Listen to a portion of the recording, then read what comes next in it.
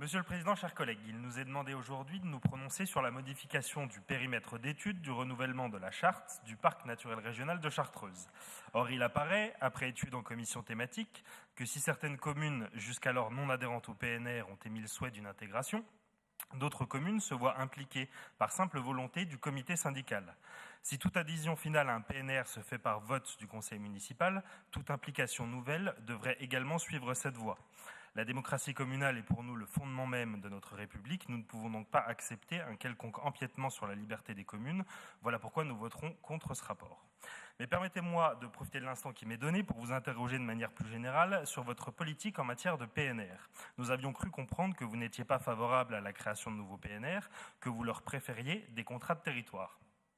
Dans ce cas, pourquoi nous demander de voter en commission permanente une subvention pour l'association de préfiguration du PNR de l'Aubrac? Votre décision semble déjà prise, vous avez déjà enterré 2 PNR. Celui-là devrait suivre. Alors pourquoi cette subvention? C'est une perte de temps, d'énergie et d'argent. Concernant les contrats de territoire, nous allons aussi voter en CP la mise en place de celui de la Dombes. Je remarque au passage qu'après des mois et des mois de stagnation, il a suffi qu'un courrier soit envoyé au maire du territoire concerné par votre serviteur pour faire remarquer la lenteur de l'exécutif régional en la matière, pour que le dossier réapparaisse miraculeusement aujourd'hui. Vous allez nier évidemment le lien de cause à effet, mais nous savons qu'il est bien réel, évidemment. À tous ceux qui pourraient encore se demander si élire des élus Front National est utile, même s'ils sont dans l'opposition, la réponse est claire. Oui, car grâce à eux, les bons dossiers avancent beaucoup plus vite. Enfin, concernant ces contrats de territoire, merci de nous éclairer sur plusieurs points. Comment seront désignés les élus régionaux qui siégeront au conseil de gouvernance?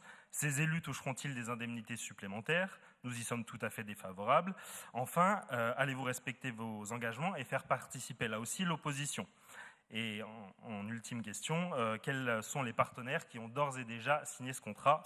Je vous remercie de vos réponses. Très bien, merci beaucoup. Bon, Monsieur Chaussat, je comprends que...